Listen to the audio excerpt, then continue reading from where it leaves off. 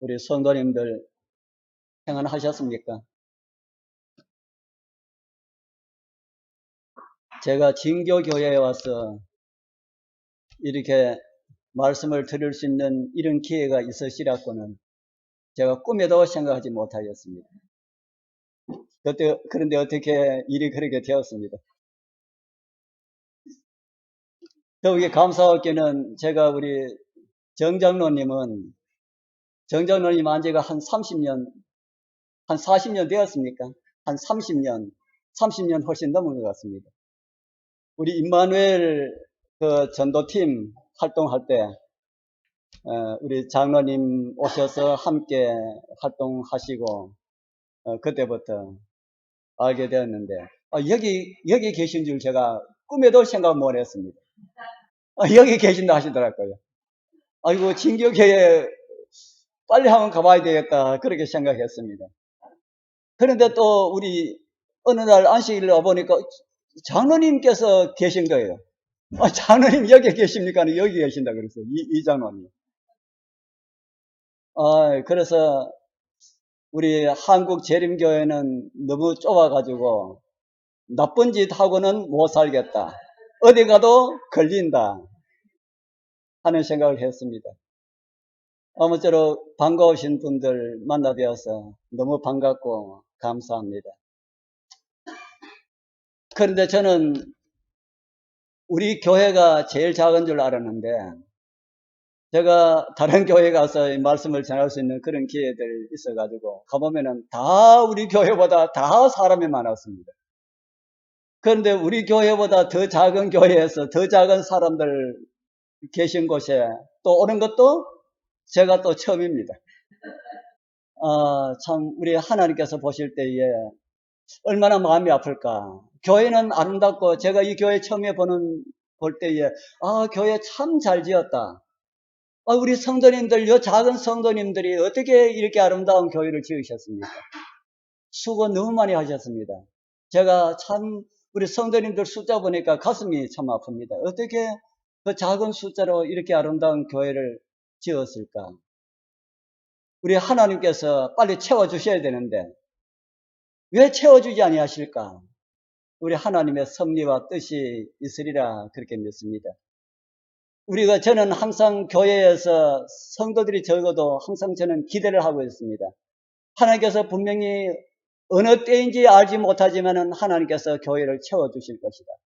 저는 성경을 통해서 우리 교회의 앞날을 볼 때에는 저는 많은 사람들은 교회 앞날이 자꾸 어두워진다라는 그런 이야기를 하는데 저는 성경을 통해서 교회의 앞날을 볼 때 굉장히 밝은 면을 봅니다. 여러분들 물이 바다 덮음같이라는 그 노래 아시죠? 그 성경 말씀도 아시죠? 결국에는 그렇게 될 것이다. 결국에는 이 교회에 사람들이 앉을 자리에 없도록 하나님께서 언제인지 모르지만 그렇게 해주실 것이다. 저는 그렇게 믿습니다. 우리 그 일을 위하여서 기도하시고 영혼 구원을 위하여서 매진해 주시길 바랍니다. 저는 오늘 죽음보다 강한 사랑이라고 하는 이런 제목으로 함께 은혜를 나누기를 소망합니다. 성경에 죽음보다 강한 사랑이라고 하는 이런 말씀이 있습니까? 성경에 죽음보다 강한 사랑이라고 하는 이런 말씀 그대로 그런 말씀을 여러분들 보셨습니까? 있는 것 같습니까? 없는 것 같습니까? 제가 말씀드린 거 보니까 그 말씀이 있는 것 같다는 생각이 드시죠? 그런데 그 글자 그대로 죽음보다 강한 사랑이라는 말씀이 우리 한글을 번역하시는 분들의 저는 실수라고 생각합니다. 그 사람들은 그것이 가장 좋다고 생각하고 그렇게 번역했는데 제가 볼 때는 아니다 하는 생각이 듭니다. 오늘 우리가 함께 읽은 아가서 8장 6절에 있는 말씀이 너는 나를 인같이 마음에 두고 도장같이 팔에 두라.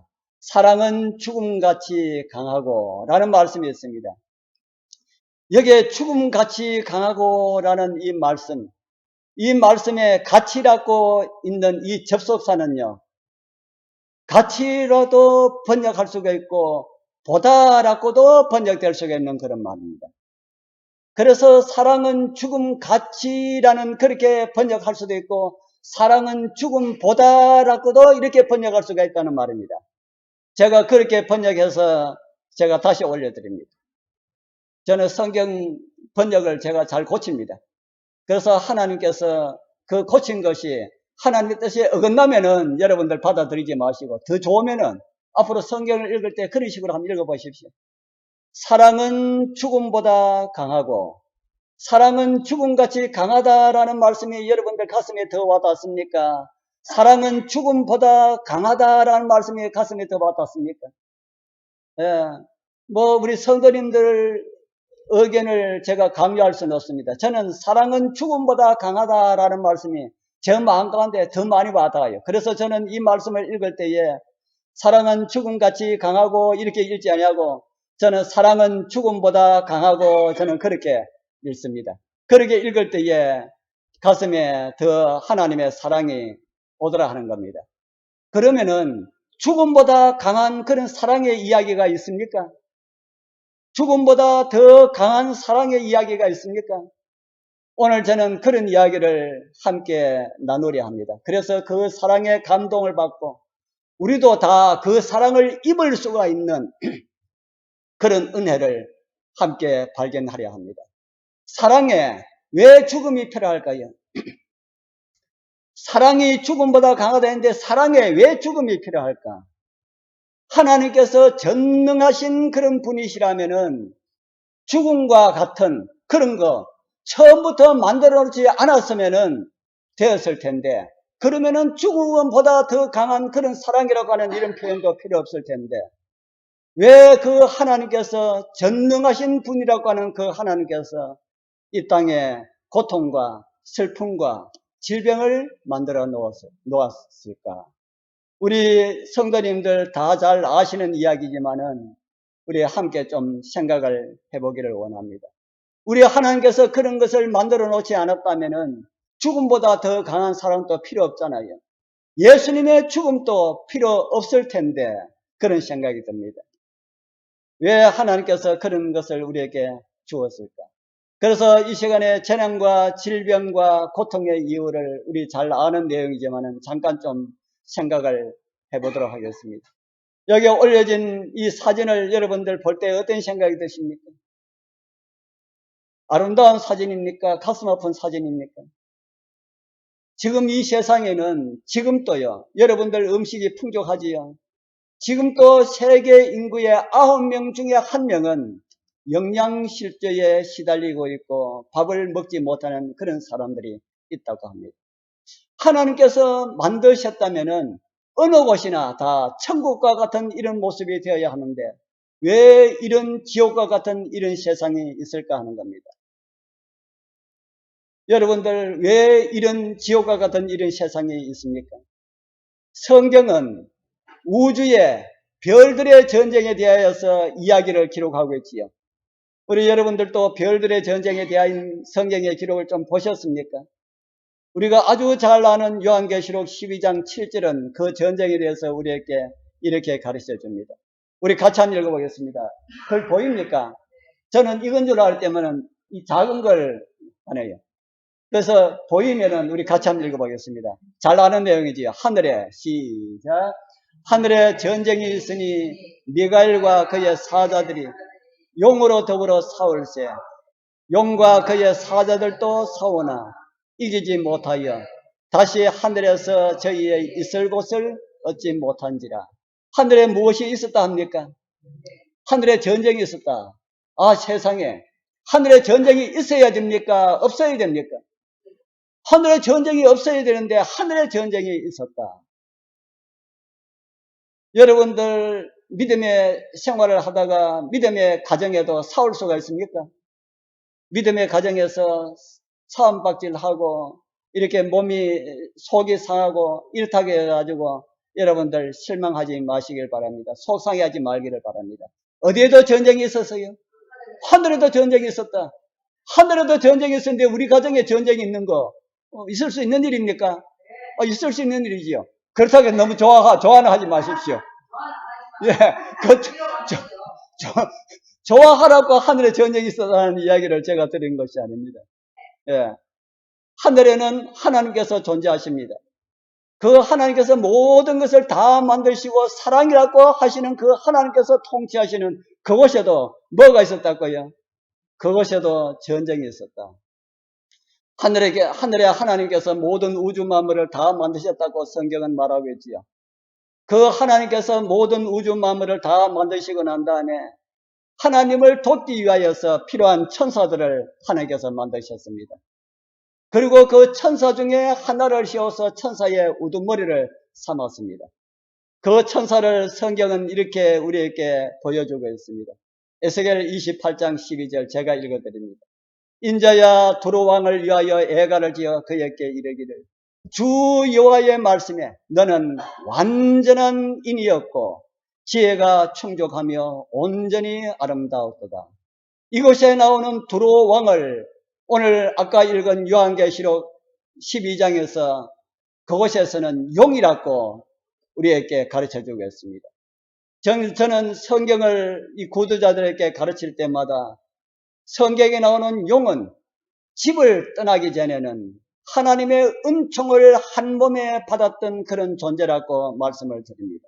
여러분들도 그렇게 이해를 할 수 있습니까? 제가 용이라고 하는 의미를 가진 한자 용자를 제가 올려드립니다. 우리 옛날에 임마누엘 선교 그 활동할 때 우리 정장로님 용에 대해서 많은 이야기를 많이 들으셨죠. 이 용이라고 하는 이 글자가 용용자지요. 이 용이라고 하는 한자 위에다가 집을 의미하는 집갓자 점 하나 찍고 이렇게 하는 겁니다.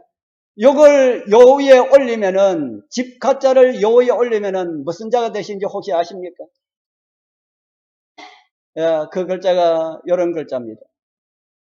이 글자가 무슨 자인지 뭐 한문 잘 아시는 분은 나 잘 아시는데 우리 뭐 한문을 잘 모르니까 저도 잘 모릅니다. 제가 잘 모르는 거 사가지고 그래 나왔잖아요. 이 글자를 가지고 은총총자라 합니다. 은총총. 용이 집안에 있을 때 어떤 존재였다는 걸 우리에게 가르쳐 줍니까? 용이 집안에 있을 때는 은총받은 그런 존재였다. 그런데 집 밖에 나가니까 은총받은 존재가 집 밖에 나가니까 무엇이 되었더라? 사단이 되었다. 용이 되었다. 저는 이 글자를 구두자 가르칠 때 참 많이 써먹었습니다. 그러니까 보는 구두자들마다 전부 고개를 끄덕끄덕 하면서 진짜 그러네. 어떻게 한문이 이렇게 성경의 내용을 이렇게 이야기를 합니까? 하는 그런 이야기를 많이 들었습니다. 우리 성도님들 은총 받은 자도 집을 떠나니까 뭐가 되었다고요? 용이 되었다. 우리 성도님들 결코 하나님의 집을 떠나지 말기를 바랍니다. 하나님의 집을 떠나면은 저와 여러분들도 뭐가 될 수 있다는 말입니까? 사단이 될 수가 있다. 용이 될 수가 있음을 성경은 우리에게 가르쳐 주고 있습니다. 하나님께서는 이 은총 총자로 있을 때에 그 천사를 바라보면서 말씀하시기를 너는 완전한 누구였다고 합니까? 너는 완전한 인이었다. 그리고 온전히 어떻다고 하는 말씀을 들으셨습니까? 온전히 아름다웠다. 창조물 가운데 하나님의 창조물 가운데 가장 걸작품이었고 나무랄 데가 없었던 그런 존재였다. 그런데 그 다음 말씀에 보면은 이런 말씀을 우리에게 주고 있습니다. 에스겔 28장 15절에 있는 말씀. 내가 지음을 받던 날로부터 내 모든 길에 완전하더니 여기만 하고 그 뒤에 말씀을 없으면 얼마나 좋겠습니까?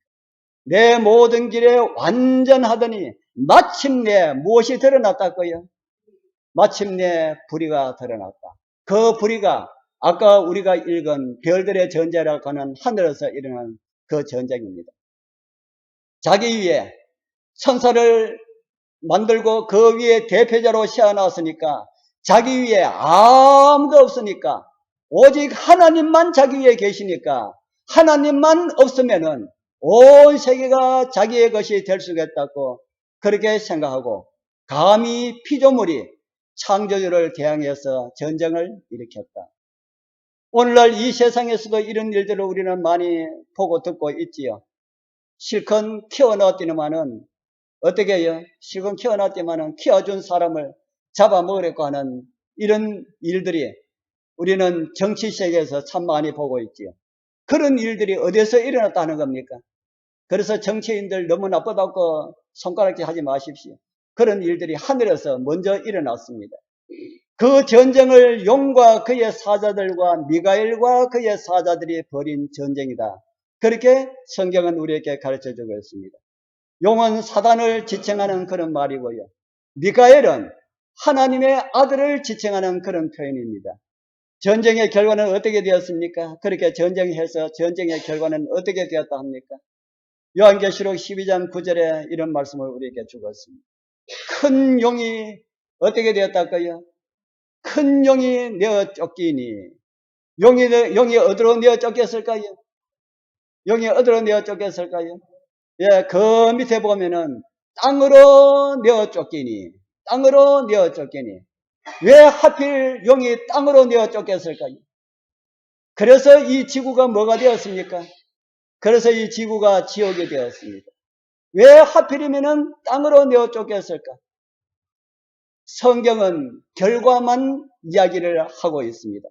원인에 대해서도 우리에게 다음에 가르쳐 주고 있지만은, 하나님께서는 강권은 하시지만은 하지 않으시는 한 가지 일이 있습니다. 저는 하지 못하시는 일이라고도 표현을 잘 합니다만은, 하지 못하신다 그러면은 하나님께서도 못하시는 일이 있느냐고 이렇게 반문하시는 분이 있어가지고, 하나님께서 하지 않으시는 일이라고 제가 고쳐서 많이 사용합니다. 하나님께서 전능하신 분이시기 때문에 모든 일을 다 하시지만은 하지 않으시는 일이 한 가지 있다. 어떤 일일까요? 하지 못하시는 일을 해도 됩니다. 하지 않으시는 일이 한 가지 있다. 무엇일까요? 아멘. 강요하지 않으신다. 어떤 일에도 강요하지 않으신다고요. 하나님을 믿는 일에도 강요하지 않으신다. 자기가 죽으러 가도 야 그리 가면 죽는다 그리 가지마 하고 하나님께서 막지 않으신다 하는 겁니다. 죽으러 가는 길도 그대로 내버려 두시는 하나님이시다. 하나님 정말 좀 잘못된 하나님 아닙니까? 하와가 선악과를 먹기 위해서 딱 딸라 할 때에 하나님께서 그 소를 딱 쳤으면은 하와가 못 먹었을 때인데 하나님께서 그 일을 하지 아니하신다는 겁니다. 저와 여러분들도 마찬가지입니다. 죄의 길에 들어섰을 때 그것을 좋아하고 그것을 선택하면은 하나님께서 비록 죄의 길을 선택한다 할지라도 우리의 선택을 존중하시는 분이 하나님이시다 하는 겁니다. 그래서 저와 여러분들도 다른 사람의 의견들을 존중해야 됩니다. 비록 그들이 잘못 알고 잘못된 일을 선택하여서 그것을 주장한다 할지라도 그 사람의 의견을 존중하자. 누구도 막지 아니하시는데요. 하나님께서도 막지 아니하신다.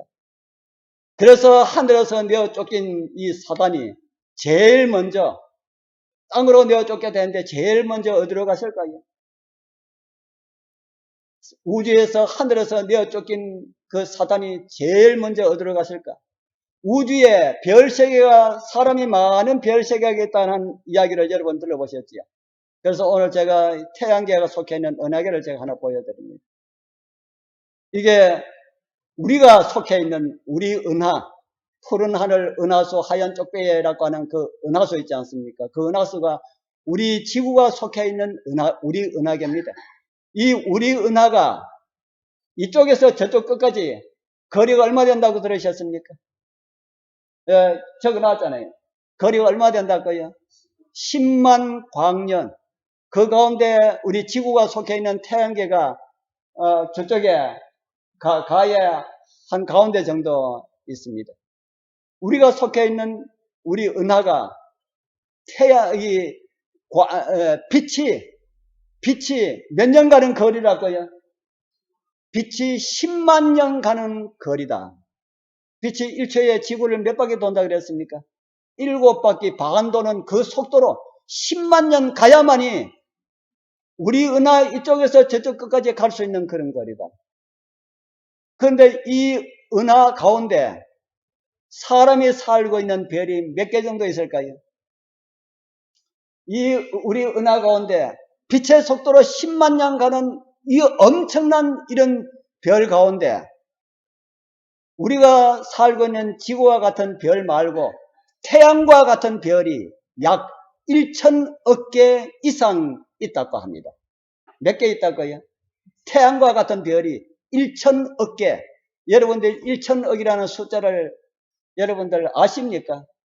1천억. 요즘 뭐 돈이 뭐 뻗어가니까 뭐 1천억, 2천억 이렇게 이야기하는데 말이 그렇지 1천이라 하는 숫자 엄청납니다.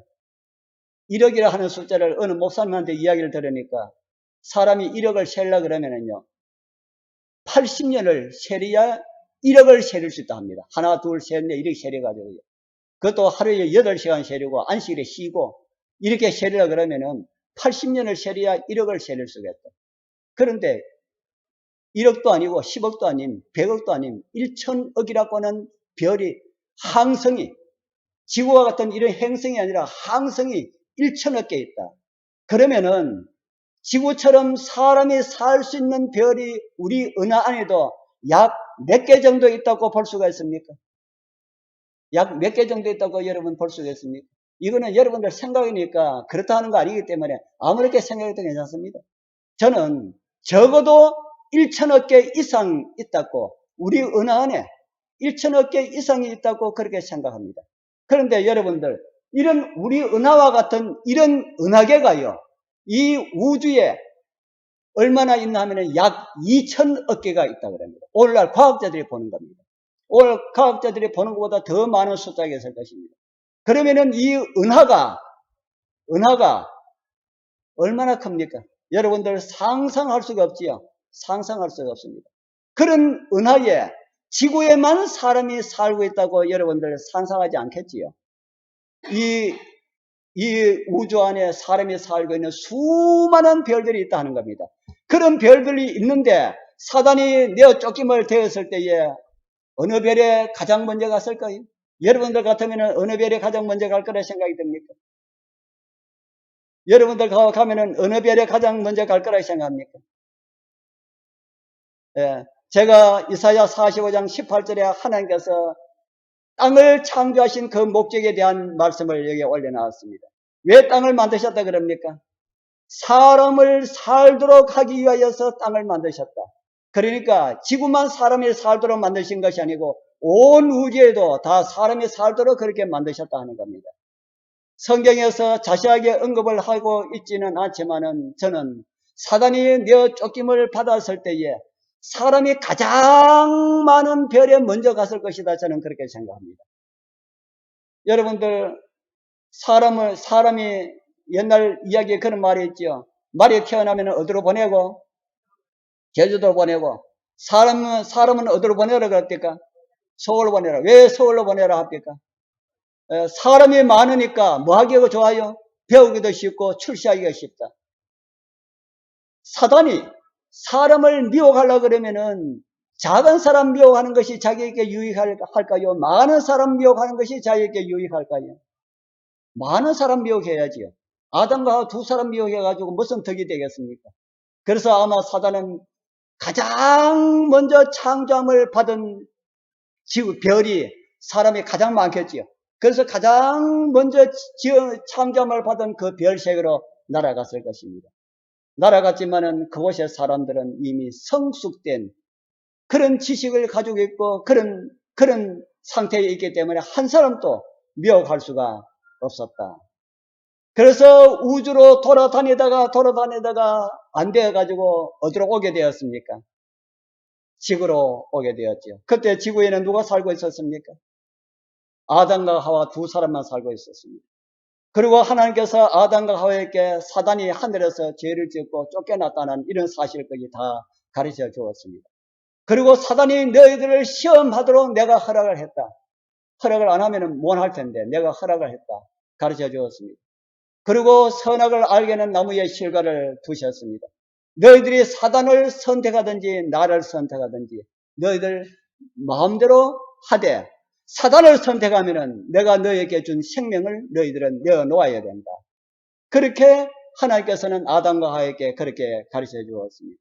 사단을 선택하면은 너희들이 죽을 수밖에 없게 되지만은 너희들이 나를 선택하면은 영원토록 죽지 않는 그런 생명을 가지고 살아가게 될 것이다. 그렇게 하나님께서 아담과 하와에게 가르쳐 주었습니다.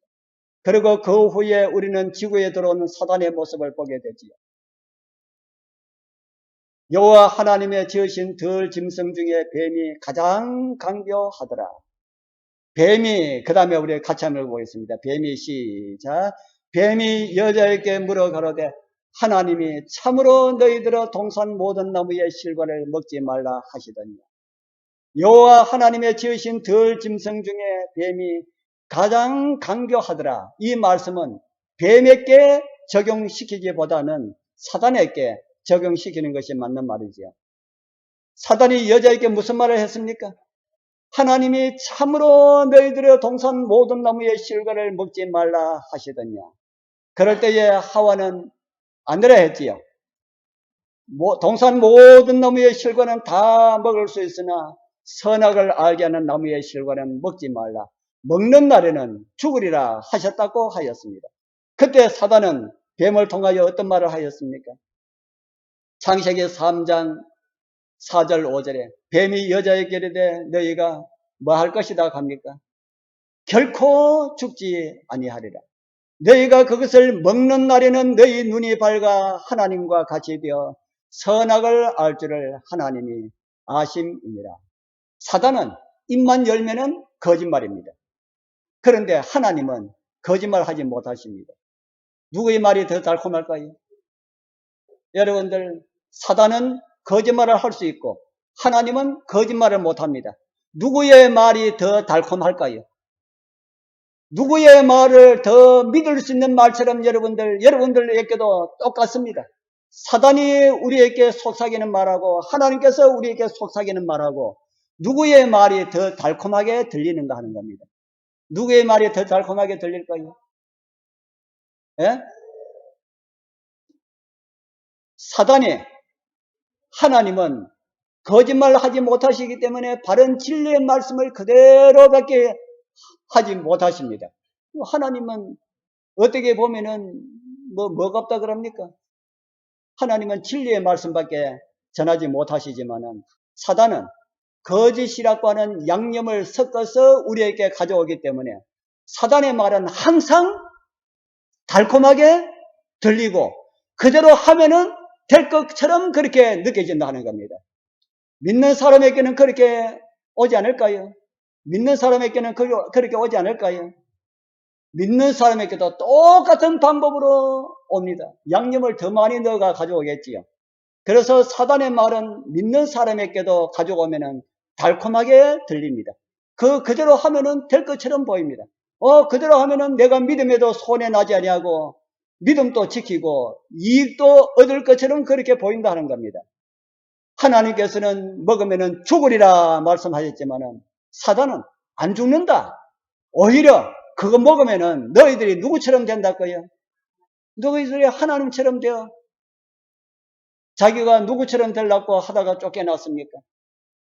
자기가 하나님처럼 되려고 쫓겨났는데 사단은 하와에게 자기처럼 그렇게 그런 일들을 하라고 지금 이야기하고 있는 겁니다. 그렇게 해서 죄가 세상에 들어오게 되었습니다.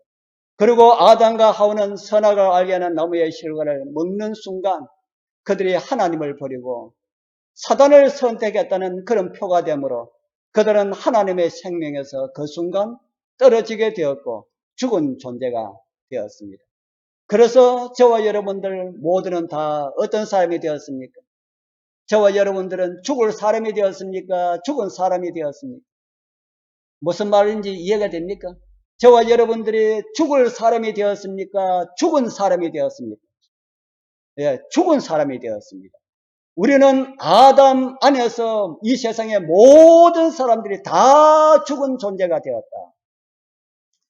심장은 뛰고 있고 코로 호흡을 하고 있지만은 나무 가지에서 잘려나간 그 가지가 금방 잎이 다 마르지 않지요. 나무 가지에서 잘려나간 그 가지처럼 시간만 지나면은 저와 여러분들은 다 어떻게 될 수밖에 없다는 겁니까? 다 늙게 되고 호흡이 끊어지게 되고 그렇게 될 수밖에 없는 그런 존재가 되었다. 우리가 주님을 모를 때에 저와 여러분들은 다 죽은 존재였다는 사실을 성경은 우리에게 가르쳐주고 있습니다. 우리 사랑하는 성도님들, 주님 안에서 새로운 생명이 아니었다면은 저와 여러분들은 죽은 존재로 이 땅에 살다가 영원한 그 멸망 가운데 들어가게 될 텐데 우리 하나님께서 저와 여러분들을 살려주셨습니다. 우리 하나님께서 그 모든 것을 다 보고 계셨지요. 보고 계셨지만은 아까 제가 말씀드린 것처럼 하와가 비록 사단을 선택해서 선악을 알게 한 그 나무의 실과에 손을 댄다 할지라도 그 의견을 하나님께서 존중하셨다 하는 겁니다. 그것을 보고 막지 않으셨다 하는 것이지요. 그리고 그 결과로 인하여서 하나님께서는 통탄하시죠. 우리 진교교회 성도님들, 우리 하나님께서 저와 여러분들에게 모든 자유를 다 주셨다 할지라도 하나님을 정말 존중히 여기는 그런 마음으로 다른 사람들도 존중히 여기게 되길 바랍니다. 다른 사람의 마음을 아프게 하는 일들을 우리 하지 말자 하는 겁니다. 그 일들 우리가 다 할 수 있는 하나님께서 다 허락하신 것들입니다. 그거 막지 않으신다는 겁니다.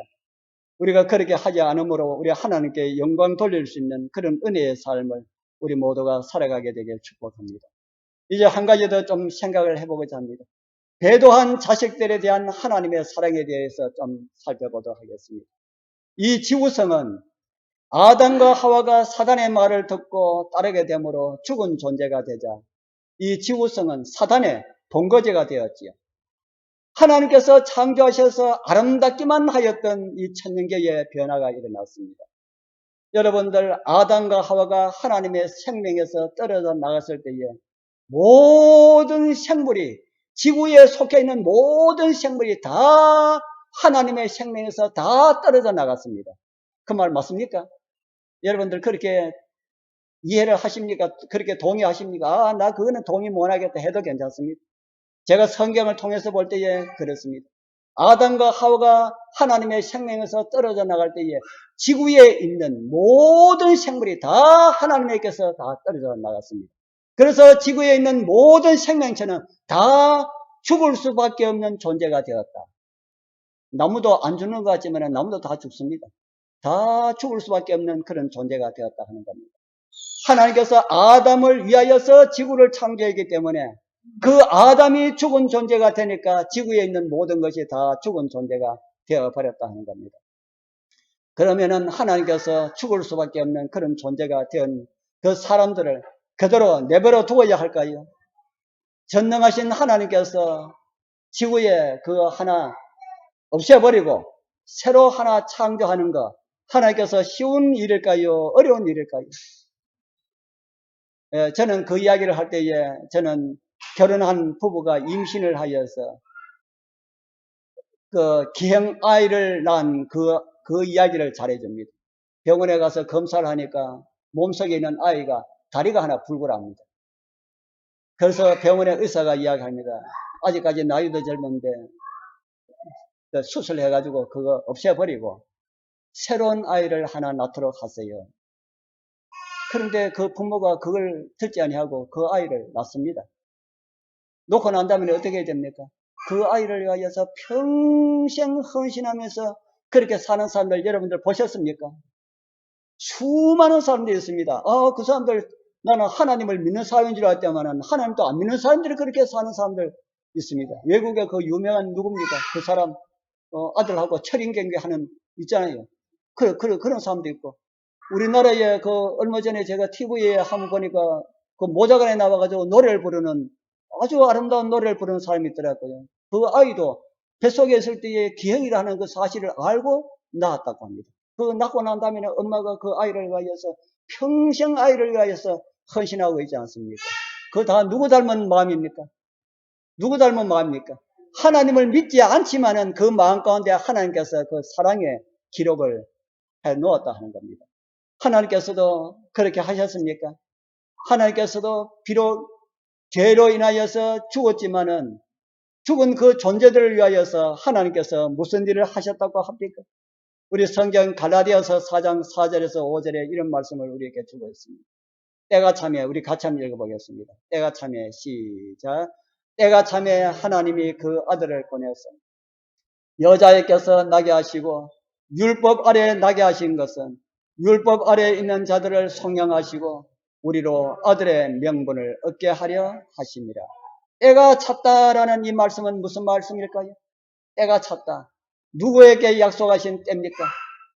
아담과 하와에게 약속하신 그 시간이 되었다라는 말씀이지요. 아담과 하와에게 무슨 약속하셨습니까?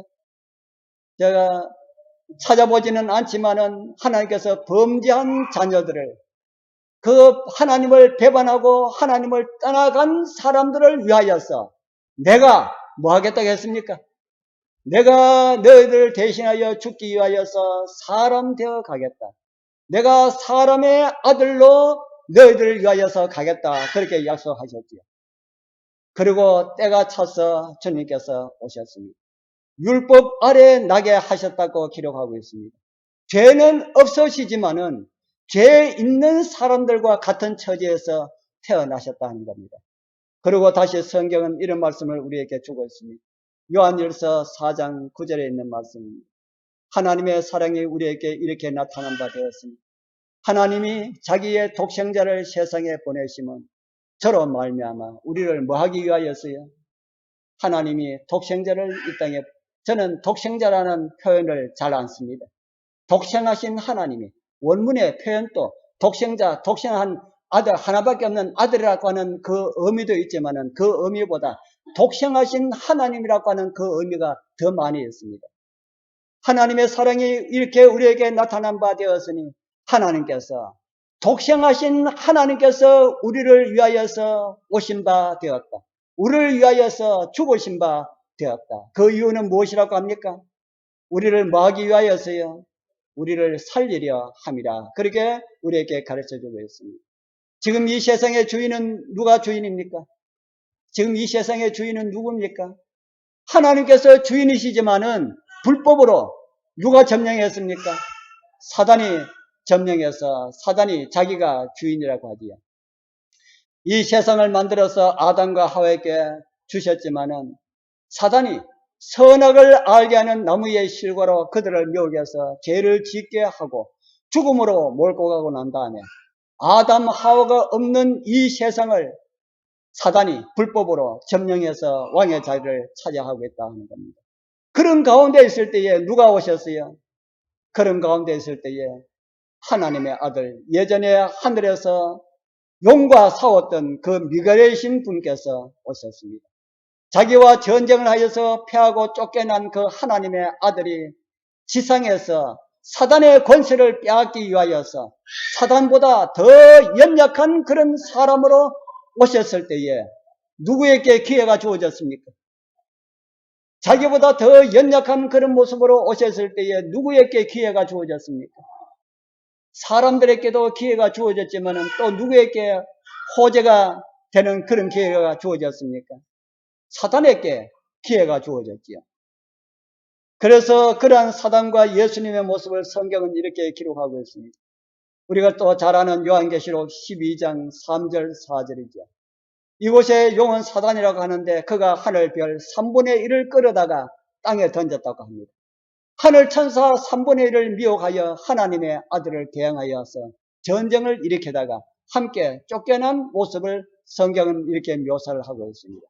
그런데 그가 여자가 해산하는 아들, 바로 예수 그리스도가 태어날 때에 아들을 낳으면은 어떻게 하기 위하여서 기다린다고 했습니까? 여자 앞에서 그가 해산하면은 아이를 삼키기 위하여서 기다리고 있었다. 이런 일들이 예수님의 일생을 통하여 나타났습니까? 예수님께서 태어나셨을 때에 아기 예수를 죽이기 위하여서 그 당시 이스라엘 왕 헤롯을 충동하여 2살 아래의 아이들을 다 죽인 그런 사건이 아기 예수를 죽이려고 모의한 그런 일로 나타나고 있습니다. 그리고 사단은 예수님을 십자가로 몰고 갑니다. 예수님께서 십자가에 달리기 전에 이런 말씀을 하셨지요. 요한복음 12장 31절 32절입니다. 참 좋은 말씀이기 때문에 같이 한번 읽어보겠습니다. 이제 시작. 이제 이 세상에 심판이 이르렀으니 이 세상 임금이 쫓겨나리라. 내가 땅에서 들리면 모든 사람을 내게로 이끌겠노라 하시니 이 세상에 무엇이 이르렀다고 합니까? 누구에 대한 심판입니까? 사단에 대한 심판. 그런데 그 사단이 심판을 통하여서, 사단의 심판을 통하여서 무엇이 이루어지게 될 것이라고 합니까? 내가 땅에서 들리면이라는 이 말씀이 어떤 말씀입니까? 예수님께서 당신 자신이 십자가에 들리면은 어떤 일이 있겠다고요? 제가 이곳에 31절, 32절을 제가 또 이렇게 적었습니다. 좀 이해하기 쉽도록 하기 위해서 이렇게 적었습니다. 사단의 권세에 대한 심판이 이르렀으니 이제 곧 이 세상 임금인 사단이 쫓겨나리라. 내가 십자가에 못 박혀 죽는 일이 일어난다면은 그때 그 일이 일어날 것이고 이 세상의 구원이 이루어지리라. 아멘입니까? 제가 위에 요한복음 12장 31절 32절을 제가 번역을 한다면 밑에 이렇게 제가 번역을 하겠습니다. 예수님께서 오신 목적이 무엇이라는 말입니까? 예수님께서 오신 목적이 이 말씀 가운데 나타난 표현을 하면은 뭐 하기 위해서 예수님께서 오셨다는 겁니까? 사단을 멸하기 위하여서, 사단을 쫓아내기 위하여서 오셨다. 예수님께서 사단을 쫓아내기 위하여서, 사단을 멸하기 위하여서 무슨 일을 겪으셨습니까? 어떤 일을 겪어야만이 세상 임금이 쫓겨나리라 했습니까?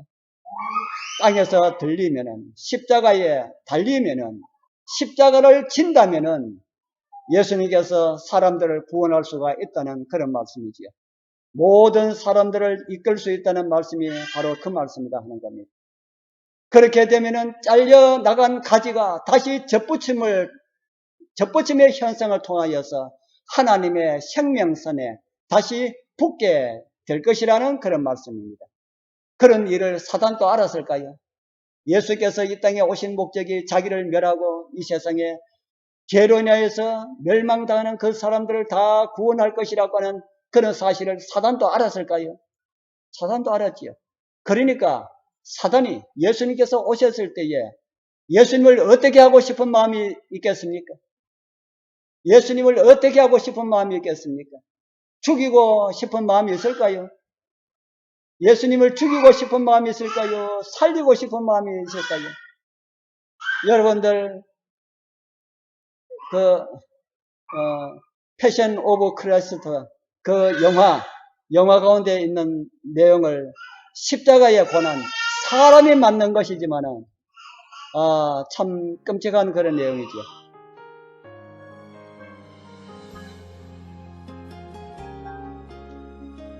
저는 이 영화를 보면서 사람이 만들었지만은 이거 여러 면에서 많이 잘못되었습니다. 예수님께서는 사실 이보다 더 큰 고통을 겪고 계셨습니다. 손에 못 찔리는 거, 머리에 가시관 세우는 거, 뭐 이런 고통, 우리 여러분들 정언의 말씀 가운데 보면은 이런 고통 예수님께서 전혀 느끼지 못했다. 왜 느끼지 못했다 그랬을까? 왜 느끼지 못했다 그랬을까? 죄의 무게가 이 고통보다 더 컸기 때문에 느끼지 못했다. 저는 이 영화를 보면서요, 사단이 예수님께 고통을 준 이유를 알았습니다. 왜 고통을 주었을까? 왜 사단이 이런 고통을 주었을까? 무엇을 포기하도록 하려고 주었을까?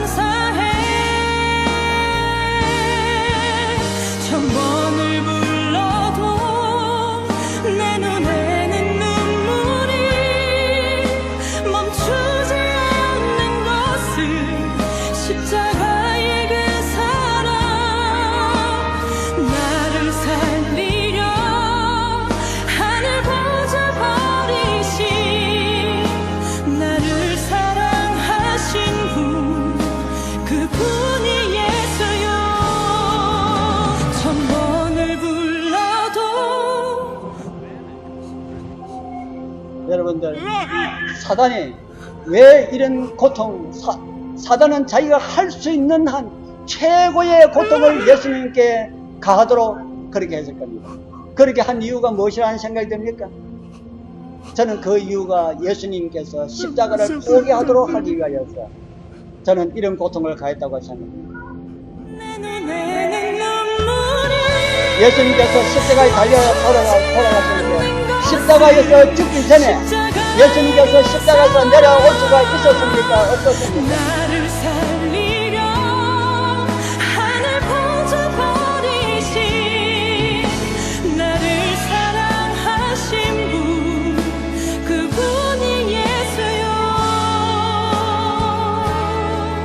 십자가에 달려 계실 때에 예수님께서 십자가에서 내려올 수가 있었을까요? 없었을까요? 사단이 생각하기로 얼마든지 내려올 수 있다고 생각했습니다. 그래서 사람을 충동하여서 예수님을 이렇게 조롱하지요. 마태복음 27장 42절에 기록된 말씀입니다. 저가 남은 구원하였으되 자기는 구원할 수 없도다. 저가 이스라엘의 왕이로다. 지금 십자가에서 뭐 하라고요? 내려오너라. 그러면은 우리가 믿겠노라. 이게 누구의 말일까요? 사단의 말입니다. 예수님께서 십자가에서 내려오면은 자기가 이기거든. 사단이 이기거든.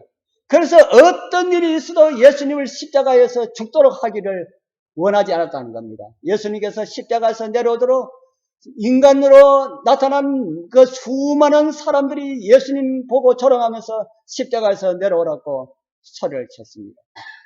그런데 예수님께서 내려오지 못하셨습니다. 내려오실 수가 있으셨지만은 내려오지 못하셨다.